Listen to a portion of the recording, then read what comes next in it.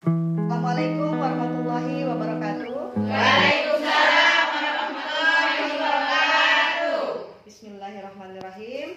Alhamdulillahirrabbilalamin. Kita bisa berkumpul di sini lagi bersama saya, pendamping PKH Kecamatan Losam, Desa Teluk Melintang. Ibu, sebelum kita memulai P2K2 kita hari ini, kita bacakan salawat kepada Nabi besar Muhammad SAW dengan lafaz Allahumma shalli ala Muhammad. Semoga kita mendapatkan syafaat beliau kelaknya di yaumul hisab. Amin ya rabbal alamin. Apa kabar ibu-ibu? Baik. Baik ya. Ada yang sakit? Ya. Alhamdulillahirabbil alamin. Ibu-ibu, hari ini di pertemuan peningkatan kemampuan keluarga yang biasanya kita sebut P2K2 yang setiap bulannya rutin kita laksanakan. Hari ini kita akan membahas tentang modul stunting. Jadi ibu-ibu di sini sudah ada yang pernah dengar tentang stunting? Pernah ya. Ada yang tahu enggak stunting itu apa? Kurang gizi. Betul. Terima kasih Bu Nur. Ada lagi? Badan tidak naik. Berat badan tidak naik. Terus ada lagi yang tahu? Tinggi badan yang tidak meningkat. Ya betul. Terima kasih. Tepuk tangan dulu buat ibu-ibu yang tahu.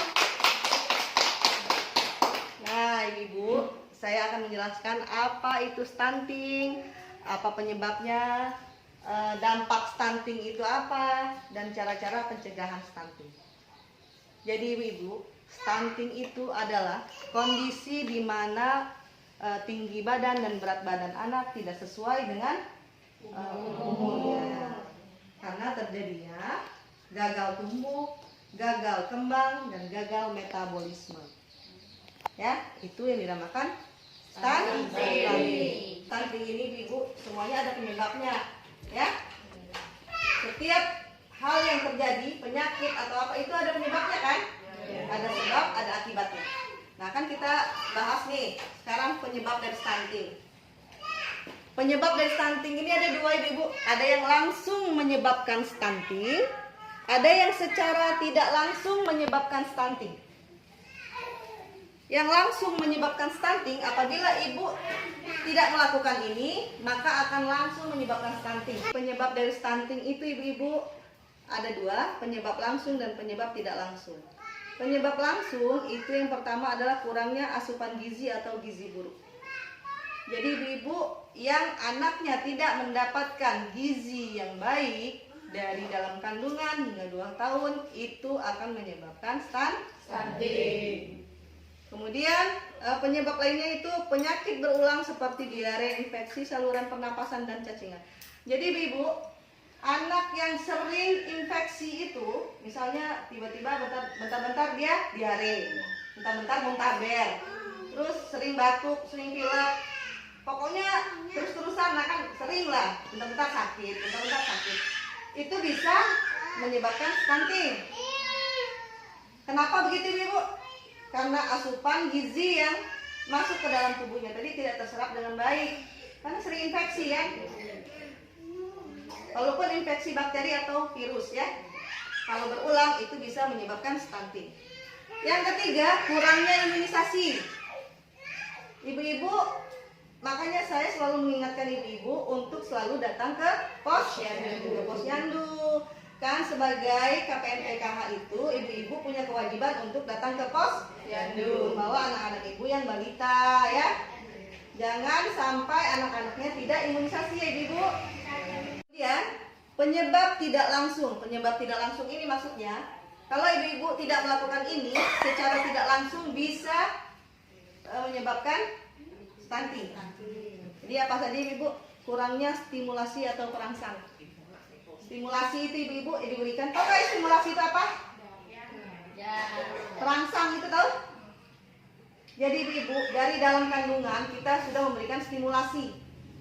Stimulasi itu dengan cara mengajak janin berbicara, mendengarkan musik klasik, mendengarkan lantunan ayat-ayat suci. Itu contoh stimulasi pada janin. Setelah lahir, berikan lagi ASI eksklusif sambil ditimang, sambil disayang-sayang. Kemudian sudah besar lagi, diajak bermain, diajak po ame-ame, diajak main bola.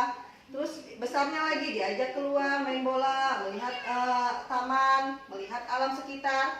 Itu dinamakan stimulasi. Fungsinya apa ibu-ibu stimulasi ini? Ada yang tahu? Tidak ada ya? Untuk membantu perkembangan otak anak. Itu ibu-ibu. Yang kedua, tidak cuci tangan dengan air mengalir dan pakai sabun. Kan kita sudah pernah kan praktek cuci tangan? Masih dilakukan nggak ibu-ibu di rumah? Bagus. Jadi jangan sampai nggak cuci tangan ya ibu-ibu. Kemudian tidak BAB di jamban sehat. Nah ini nih di desa Teluk Melintang masih ada nggak yang BAK-nya di sungai? Sudah tidak ada ya?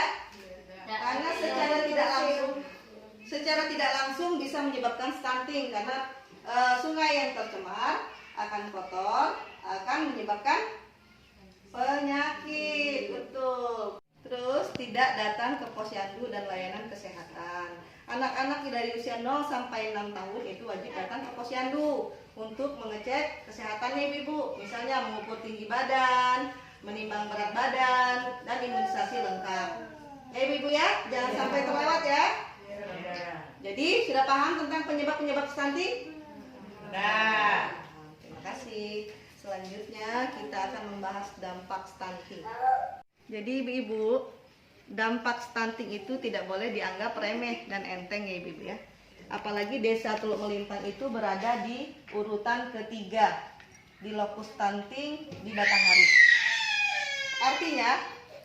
Artinya ibu-ibu, di desa Teluk Melintang ini angka stuntingnya masih tinggi. Jadi ibu-ibu harus fokus ya. Dampak dari stunting ini tidak bisa dianggap remeh dan enteng lagi. Pemerintah sangat serius dalam menangani stunting. Dampak dari jangka pendeknya itu adalah anak akan gagal tumbuh, gagal kembang, dan gagal metabolisme. Sedangkan dampak dari jangka panjang stunting adalah mengurangi kualitas penerus generasi bangsa. Jadi tidak main-main ya ibu-ibu ya.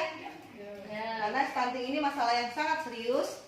Nah ibu-ibu, saya akan menjelaskan apa itu gagal tumbuh, apa itu gagal kembang, dan gagal metabolisme.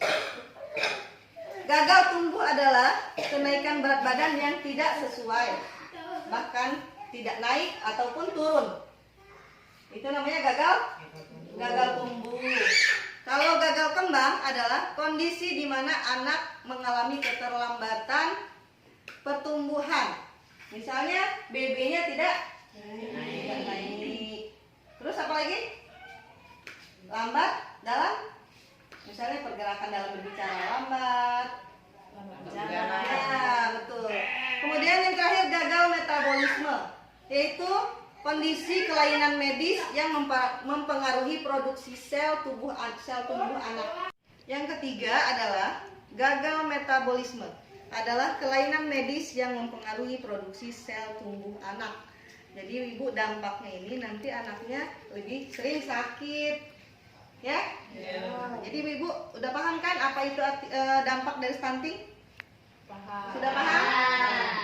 Jadi setelah mengetahui dampaknya, kita akan membahas bagaimana ya supaya anak kita tidak terkena stunting, yaitu pencegahan stunting. Saya akan menjelaskan ya ibu ya, apa itu pencegahan stunting, langkah-langkahnya apa saja. Yang pertama itu pemberian gizi dalam 1000 hari pertama kehidupan. Apa itu 1000 hari pertama kehidupan? Ada yang tahu enggak? 1000 hari pertama kehidupan itu dari mulai dalam perut atau dalam kandungan sampai usia 2 tahun. Itulah titik fokus kita dalam pemberian gizi. Dalam perut macam mana nak kasih gizi? Betul. Jadi ibunya lah yang harus makan makanan bergizi. Terus harus minum tablet tambah darah. Kemarin dapat nggak ibu? Dapat ya. Kemudian harus mengecek kandungan sesering mungkin ya ibu ya. Selanjutnya yaitu cuci tangan pakai sabun. Biasanya kan kalau kita cuci tangan cuma pakai air mengalir saja kan? Sekarang ini biasakan untuk pakai sabun. Sediakan sabun di samping tempat cuci tangan. Kalau misalnya kita sebelum makan, setelah keluar dari kamar mandi, terus sebelum menyentuh makanan, sebelum menyusui, dan setelah beraktivitas dari luar, itu wajib cuci tangan pakai sabun di air mengalir. Selanjutnya ibu, sanitasi. Selalu menggunakan jamban sehat serta air yang bersih. Jangan lagi pakai jamban yang di sungai. Air minumnya juga harus air yang bersih ya ibu ya.